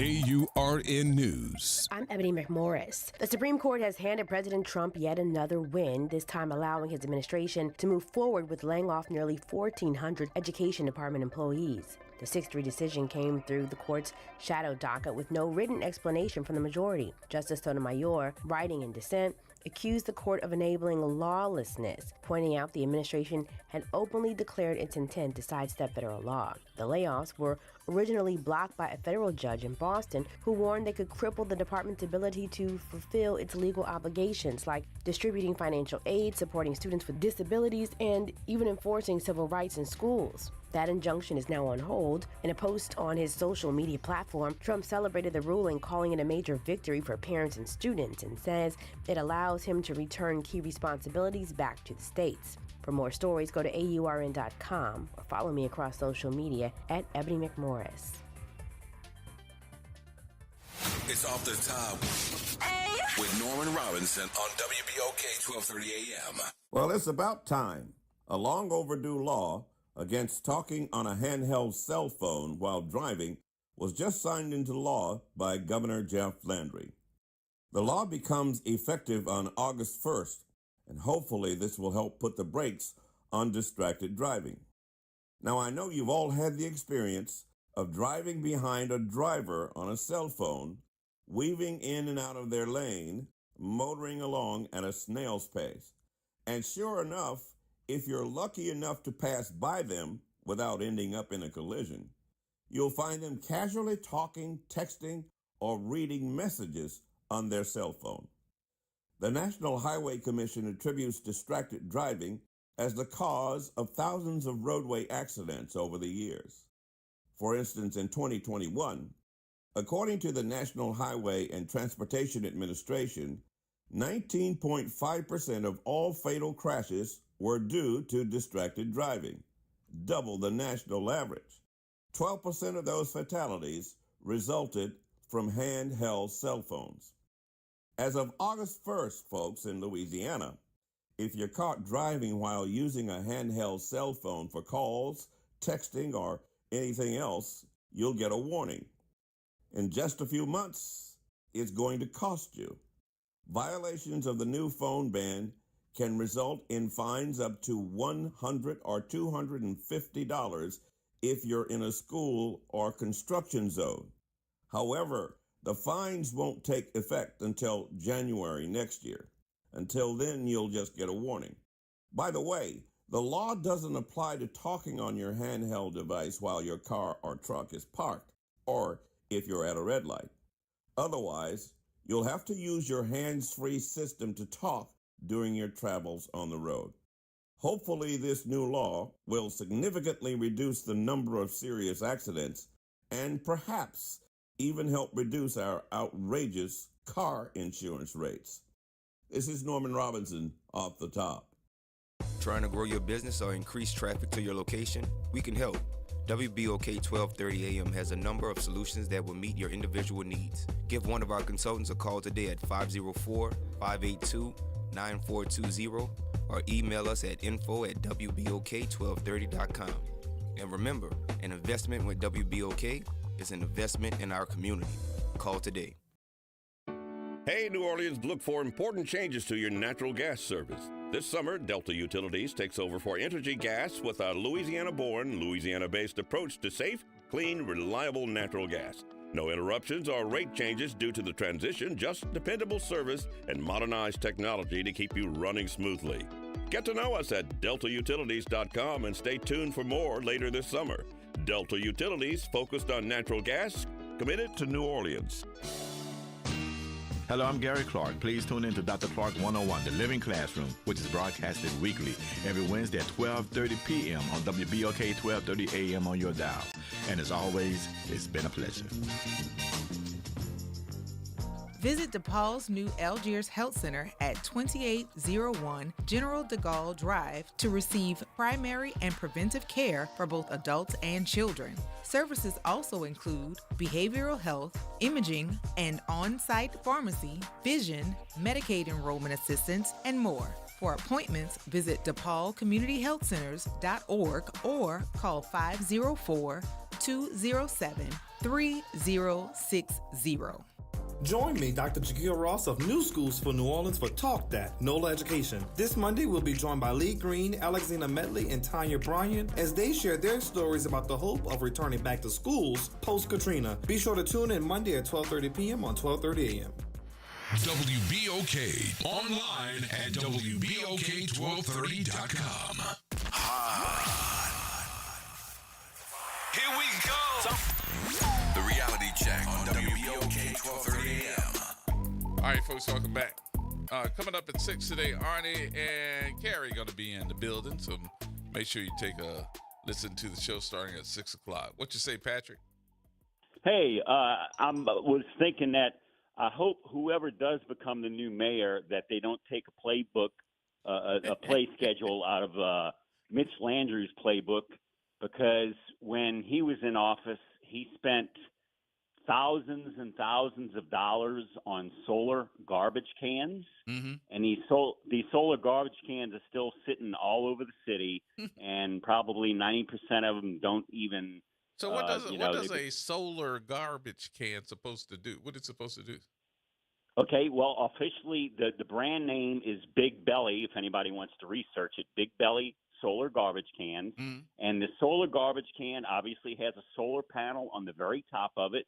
And then in the top upper section, there is supposed to be a compacting device, a levering mechanism that supposedly compacts the trash into the can. And then obviously the can is inside of the square box below that compactor. The reality is, it was a waste of money. He was so into the green movement back when he was in office that he figured that those garbage cans would somehow be beneficial, and they were just a big waste of money. Yeah, you're right. A joke. Yeah. So did you call me the other day too? Was that Me? you? Was that you that called me last week? I did. Talking about the other candidate that's running for mayor? No, I don't think I was talking about. Okay, all right. I thought no. it was you. Actually, yeah, you're right. You talking about Skurlock? What happened was, it was towards the end of the show. It might have been Thursday. Yeah, you said you don't want nobody to. Well, I ain't gonna say you didn't say that, but you were talking about Skurlock. Yes, and the fact that I had heard a advertisement by him on your station prior, and I was saying, well, that's beneficial to y'all, obviously, because you're making some money, but he doesn't have a shot in hell. It's all to do with what's in your hand at the time. Yep. And congratulations to y'all, the fact that y'all going to be getting more airtime and radio stations. That's a nice thing. Yeah, we're gonna try. I appreciate the call, my friend. Thank you. All right, Patrick. Thank you, sir. Yes, indeed. He didn't get my joke though, huh? Did you get the joke? You didn't get the joke? I said it's all about what you got in your hands at the time. You didn't get the joke? You trying to cut me off, huh? Nah, I got it. You got it, huh? I got it, and that's why. What you got in your hand? Time to go. 30 seconds. What you got in your hand over there, little boy? Come over here, sit on my lap. Let's talk about the first thing that pops up. Well, I know it's time to go now. Ooh, here's the Jackson 5. Yo, homie, Cheeto, time to go. Michael, Jermaine. You got 5 seconds. Say goodbye. Bye.